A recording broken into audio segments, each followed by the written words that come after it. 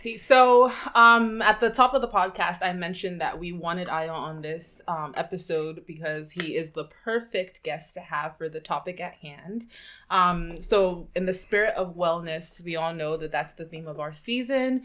We know that a lot of people do have entrepreneurial endeavors that they want to get into. That's part of like their financial wellness, or just like flexing their creative muscles and just doing something for themselves and maybe for others. So with that said, I owe somebody that has definitely been in this game for a while. He's been looking to do a lot when it comes to just progressing the culture and in his own way. So here he is to talk about everything entrepreneuring. Is that a word, entrepreneur? I believe it's a word. You can make it a word. We'll accept entrepreneuring. So, where do we want to start?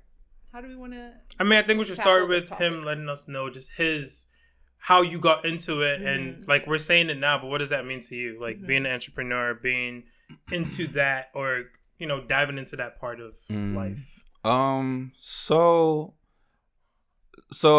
like the word entrepreneur didn't really I didn't apply it to my life. Maybe not even until recently. I was just doing things I wanted to do on the side. So my first venture, I would say, was clothes back in high school. A friend of mine in high school, we started a clothing line called Simple Originality, and it was popping. It was we can make these clothes, we can sell them. People are messing with it. We had a Tumblr page that was going crazy. If you guys remember Tumblr. Yeah. But at that moment, it wasn't we're entrepreneurs, businessmen. It's let's just do something cool. Yeah. I think for me, that's just the foundation of everything that I want to do. It's what can I do that's different than, waking up, going to work, and coming home, and just do something else with our lives. See if we can progress the culture. See if we can do something for the diaspora. To me, that's what I always look for, rather than money grabs or trying to become a CEO and all that. It's just I'd rather do something like a hobby and then turn that into my business. Yeah. So from there on, I've done a whole bunch of stuff you guys probably don't even know. But my main thing right now is OneTribe magazine. So we have a publication that's for the African diaspora, so music, fashion, culture, entertainment, the whole nine. All in one central base. That's what we've been trying to build for the past 2 or so years. Right now we're working on a relaunch. We've been on a hiatus this year, or at least for the past couple of months. COVID kind of hit some people kind of hard with the team, and it kind of gave us a little bit of time to restructure and refocus on what exactly we're going to do next and how we're going to elevate. So we're looking forward to it.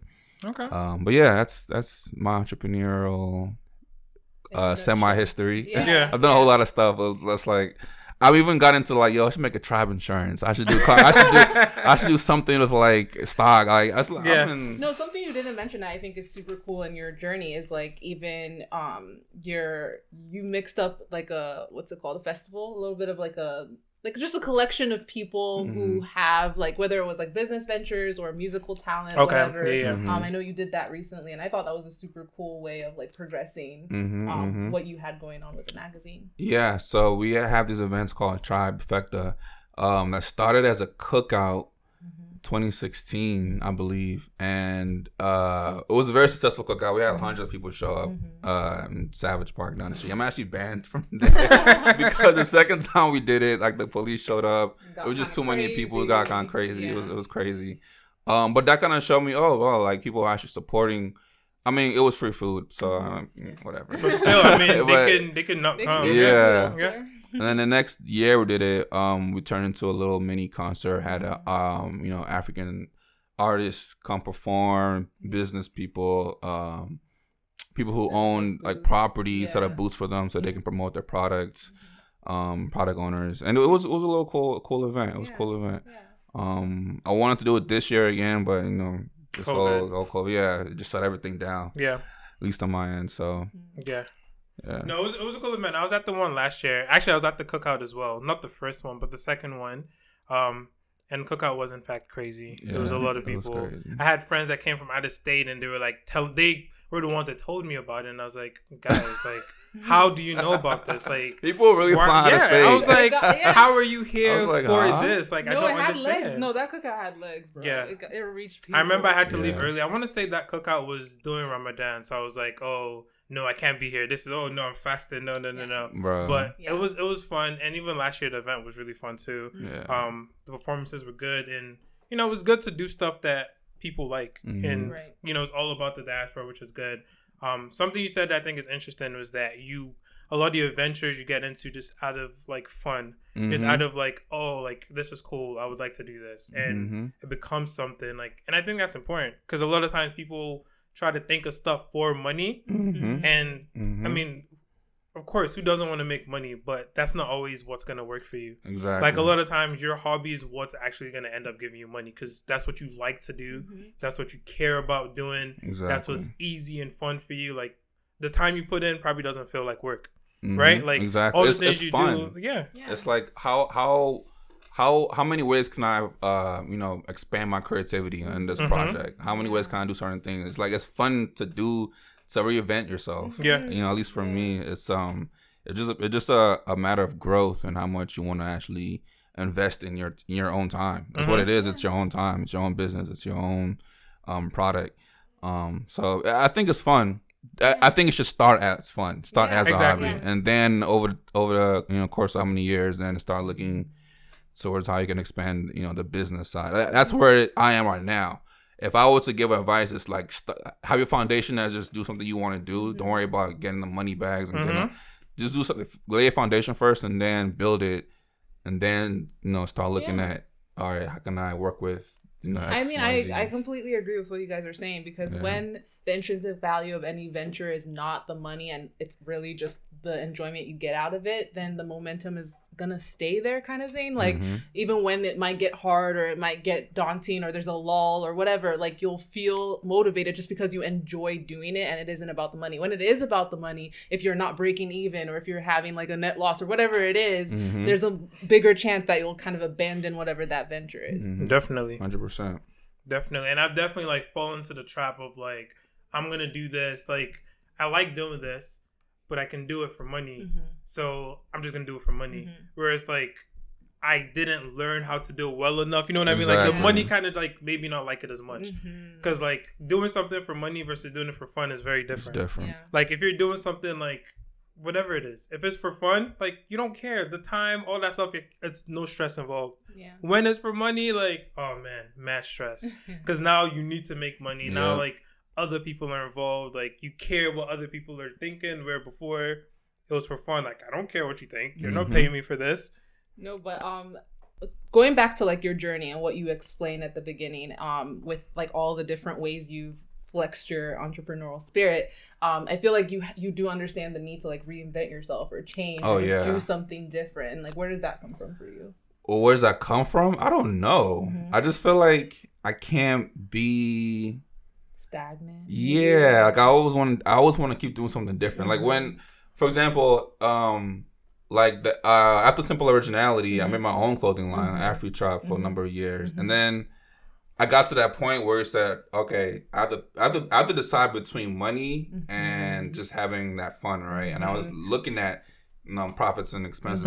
This isn't exactly gonna blow up in the next year or two. I need money for college. I was like, all right, I basically turned that whole Instagram into OneTribe. Like I leverage my followers and that to make this, and that's a way of reinventing what you can do, and then you can go from there.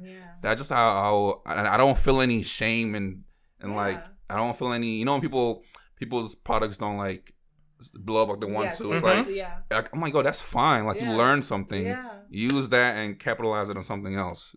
Do something else with it. That's why I always try to tell people, like, whatever you got going on, if you only have 10, 20 followers, it doesn't matter. Like, you can always use that and leverage it into something else, Of course. And like also we see like a lot of things when it blows up, like it's not mathematical or science. Like, it's just like it just randomly happens. Exactly. But it's like you could have your 10, 20 people that support your product or your business or whatever, and one day it's 100 and you don't know why. And it's like, oh, one person heard about it and they told 100 people, and it's like, oh, they all support now, and you didn't do anything different other than focusing on your quality of whatever it is you're doing.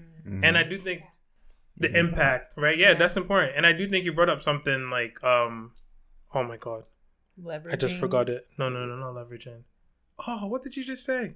Come on, Zalala. Learning. Come on, let's get it. Learning. Well, something you said was like back to learning. It's like before you reach that point of trying to do business and stuff, learn as much as you can about what you're doing. Definitely. I think that's what probably one of my earliest plights was, because I wasn't a publisher. Like I know anything about running that magazine. I'm like, let's just do something cool. Like we can't submit our stuff to Complex or Fader because we're too African for them. We can't submit ourselves to publications in Nigeria because we're Americana. So it's like, let's do something like right in the middle. No one else is really doing it, like at least here, like in the scale. So obviously I didn't have any experience doing it, but I have to learn. Now I feel like I'm in that place. Can you imagine now? Now I feel like I'm in that place where I'm like, all right, I think I got a good understanding of what I actually need to do to make this work. So like that hiatus with being on this year has been like a great learning process for me. So it's just important to learn, guys. Learn as much as you can about whatever field you're in. Yeah, no, what I was actually going to say, what I was thinking was you kind of brought up the fact like you weren't too afraid of something not working. Oh, yeah. Right? Which I think kind of going back to the whole theme of wellness and things like that, I can see like people get into different ventures and it affects like their happiness because if it fails, now you're unhappy. And it's of course, like you're not going to be happy if something fails, it doesn't work the way you want. But you have to be able to like handle that or deal with the fact that like it might not work on the scale that you want it to. Like everyone has a venture and everyone wants a venture to be the biggest venture in the world. For most people, it's not going to be anything close to that. And it's like you have to be able to get into it and still back to the fun. Like you have to be able to have fun with it, even if it doesn't become the biggest thing, and still appreciate it. You're hitting on something important. I feel like basically what you're saying is like, I also want to say it this way, like it's not necessarily a failure if you're getting something out of it. So if the fun is what you got out of it, then it wasn't a fail. Like you were able to run a clothing line for however long, or you were able to run this publication or have this podcast for however long. And if you enjoyed every second of it, then if it didn't like blow up to your highest expectations, then it's still a notch in your belt. Yeah, I mean it's perspective. It's perspective, right? You have to look at that and say, hey, I got something out of it. Whereas a lot of times when it happens, it's hard. Or if you don't have that mindset going into it, when it doesn't work out, of course, it's hard for you to like see it.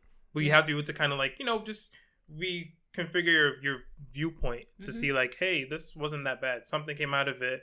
I can make this something else. Or I can take these lessons and do something more with it. Like, no, but I feel like if you have any hope in making it work, it's a combination of everything we've said, like including like learning as much as you can on the job, but also like a matter of consistency. Like I feel like that's a pitfall. A lot of people who have any endeavors that they're following that is outside of a 9-to-5, like they have a hard time staying consistent at it. And if you're not consistent, then how can whoever you're trying to reach trust you? And even if you, whatever endeavor you're working on right now, you want to pivot into something else, they're not going to want to follow you if they know you to not be consistent or trustworthy as somebody to deliver whatever good or service that you would normally be expected to. So just stay consistent. I think that's a very important thing for anybody who is looking to be an entrepreneur.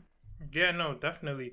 Question I was going to ask you, since of course you're in a venture that other people are probably starting to get into, or there's competition, right? There's other people that want to do similar things or that are doing similar things, however, like percentage or whatever. Like, how does that affect you and what you do? Like, how do you look at the landscape of like, for example, like you said when you started, it was something like, you had your idea of like, hey, we don't really fit here, we don't really fit here, we don't see a space that we fit in perfectly, so we're gonna create our own space, right? Do you now look back and say like, or look at the landscape and say like, oh, like I see someone trying to do this, does that matter to you? Does that affect you in any way, or are you just focus on what you're doing? I think it's important to obviously, have an immense focus on what you're doing, what your brand is doing. But I think you also have to look at the landscape and say, okay, these other publications are doing X, Y, Z, and they're making it work. How can we now not necessarily fit into that or do that, but make it into our own thing?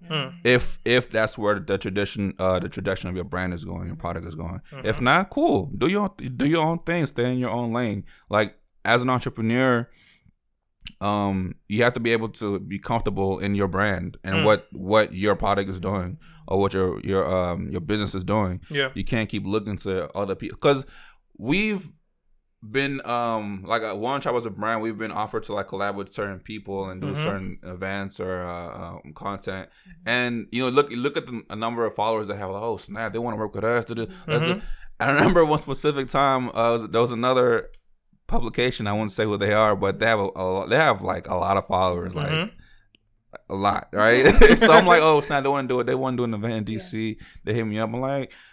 Thankfully, I said no because I already had like I was just too much going on in life. I'm like, but I'll show up though. Yeah. So I showed up and like it was nobody there but us. I'm like, dang, we would have been embarrassed if I put One Tribe. So it's like you can't constantly see what people are doing, but I'm on the outside because on the inside it might be a burning house. Yeah. So just always stay true to yourself. Always stay true to what your own business is doing, because you never know what people are out there doing. It might look flashy, might look good, but then you get into it and it's like, oh, this is what's really going on, Yeah, I feel you on that. So yeah, no, that's very true. I feel like we talked about that recently, actually, just how you look at people and it looks like things are going really well, or like it just, you never know, and you don't want your wellness or your whatever to be affected based on what you think you see others doing. Because like you said, like they look like they're doing good, and you might have looked at them like, damn, I want to be like them, or like I want to reach their levels, and whole time they're not doing that well, or you never know what happens, but it's like you should just be more focused on what you're doing and trying to get that going in itself. It's a better internal satisfaction too when you do it your own way. Yeah.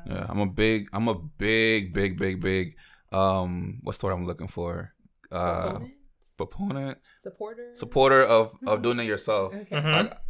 I like making my own website. Like right now, I'm reconstructing my own website by myself. I don't want to pay anybody to do it. Okay. I like taking my own photos. Like I like doing it yourself. That way you know it's getting done how you want to do it. Yeah. Now it's like I'm learning I have to like let go of some things because I can't do everything. But I'm always just a big proponent of that. Like you said, learning how to do it yourself. Yeah. I mean, definitely you can't do everything yourself, but it is good. If you want to get something done right, they always say just do it yourself, right? And then teach someone how to do it the way you want it to be done. Yeah. And it helps the person you're teaching, and it helps you because now you have more time to do something else. Like you can't be focused on all the little details at a certain point. You have to kind of, like you said, let go and let others in. I guess like winding down to kind of turn the tide a little bit, what would you say like the hardest part of it all is? I feel like we've spoken about it in the positive light, for the most part, but I feel like there's some hard pitfalls about it all that people don't talk about as much. The harmful part of just having a business in general. I mean, obviously when you're starting, you might lose some money or a lot of money depending on what you're doing, and then you might lose that motivation. If you're a regular human being, if you're normal, you gain motivation, you lose motivation at any time of your life. It's just always important to like not necessarily stay at a loss, but just kind of pick yourself up. Because there's been so many times and nights where I'm like, bro, I don't want to do this anymore. I'm about to delete everything and just live my life. It's got it here, bro. Get my check.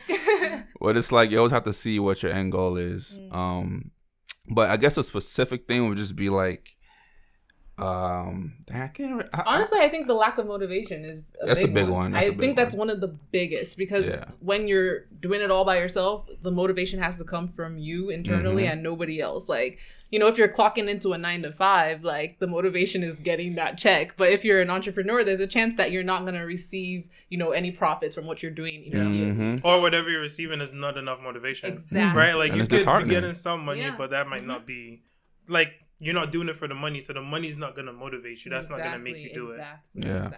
But and in reality sense, you shouldn't just keep losing money. Of course. You should want to like pivot, do something different if you keep losing, like or not quit, but like trying to just reinvent yourself. I still know a lot of people.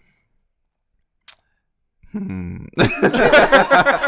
people our age group, it's the like wheels fall off. It's like, bro, you can do something else with this. Like you can, but they don't want to.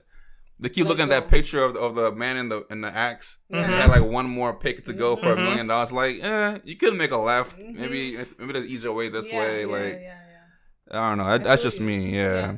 Knowing when to like let go or move on. No, definitely. I mean, I can see how you would think, if I just keep doing this, I'm going to have a breakthrough, right? But the breakthrough might never come. It might never come. And it might just not even be worth it by the time you get the breakthrough. Like, what if you get the breakthrough when you're 98 about to die? Like, exactly. Is that when you want your breakthrough? Like, you could have done something else. And reality, I think it all comes back to really just having fun. Like, as much as the money's involved and things like that comes into play, like, as long as you're having fun and you're doing something that is fulfilling to you, you'll find a way to make it work. Because if you're losing a bunch of money, maybe you don't do it for money anymore. You know, maybe reduce your investment into it in that sense. But don't necessarily just drop it like, oh, I'm not making money, so I'm never doing this again. Like, you know, like you said, just figure out how to reinvent it so that it works for you on all levels. Financially, blah, blah, blah, all that good stuff. Yeah. Well said. Shout out time? I think so. I think Right. First, like, let's shout out our guest, like, and everything you're doing, and the fact that you're about to relaunch soon. I don't know if you have a date yet. There's no set date right now. We're working on a couple last minute things, but we're definitely looking a lot better than ever. Okay. It was such a blessing in disguise being in quarantine. There's so much chaos around you, but you know, at least you have time to restructure. You know, you can breathe. You can think for a second. I'm definitely looking forward to it. We've had like I know it's like it was a new thing because we were getting a lot of like traffic. Just some people like, oh, can I submit this? Can I do this? Can I do this? Like, damn, okay, people are actually messing with the brand. And then it was just like an eye-opening thing when we stopped and people are still DMing us, or like our website, like traffic's still going. I was like, what are y'all looking at?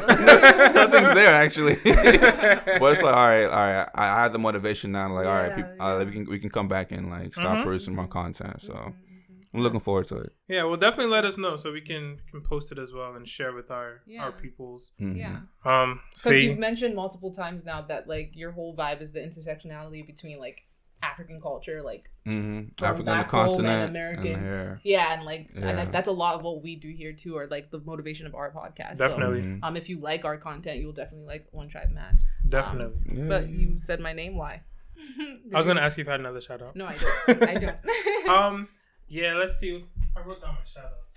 I did mention that you can shout out the Lakers. Of course. Shout out to the Lakers. Shout out to LeBron. Yeah, not really. I mean, I wasn't really trying to shout out the Lakers because this is regular. Like, going to the finals is regular. For who? The Lakers? For the Lakers. What? Listen. This is what we're expected to do. We're just doing our jobs. Like, we're not going to get hype yet. Okay. But, no, shout out to the Lakers for at least not letting the Nuggets, like, come back. Because that was in the works. It could happen. So yeah, they got the job done so far. And I think if we face the Heat or the Celtics, it'll be crazy. No, we should. Yeah. We should win. But it's just scary. I think because I'm a Lakers fan, it's just all scary to me. But yeah, we'll see. Okay. Who would you rather them go against, Celtics or Heat?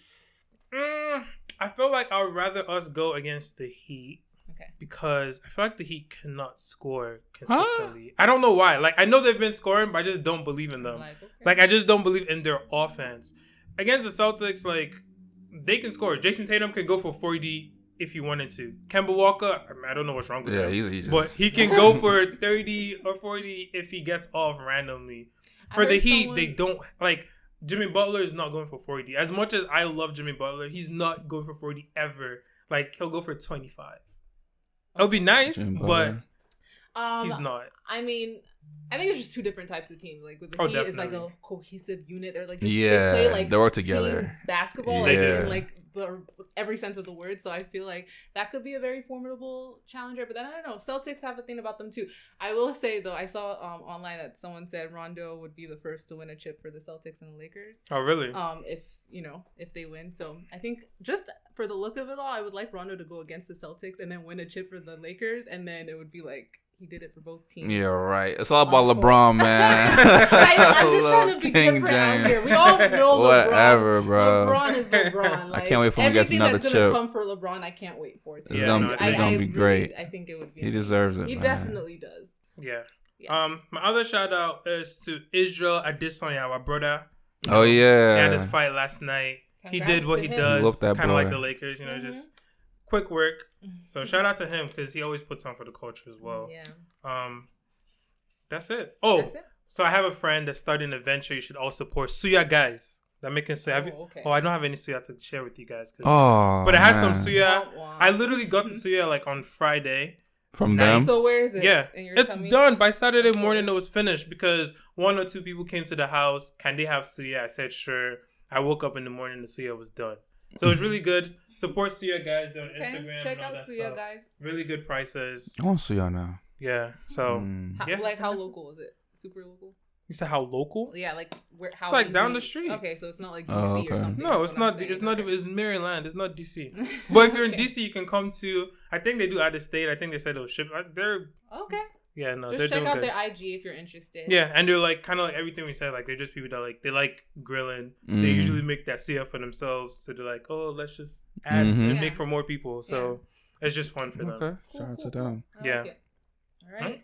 Nothing else? Yeah, I think another episode in the books. Thank you so much for joining us. Thank you guys. Shout out to you guys, man. This is your entrepreneurial spirit. Yeah. This is it. You never know what's going to happen. You can say that. Yeah. So thank you. And we'll get you guys to listen next week. That's the weirdest ending I've ever done. Yeah, I don't know why you said that. But thank you for listening. Thank you for listening, watching, and see you next week. Yeah. No, I should have like a saying. Terminal 234 back in shuttle. October 22nd. What's the next? Okay, we could, I know what you mean. Yeah. I get it. Get your tickets, you know, get your pass. We'll work on this, guys. Pass. Don't be late. Don't miss the flight. Exactly. All right, guys. Bye.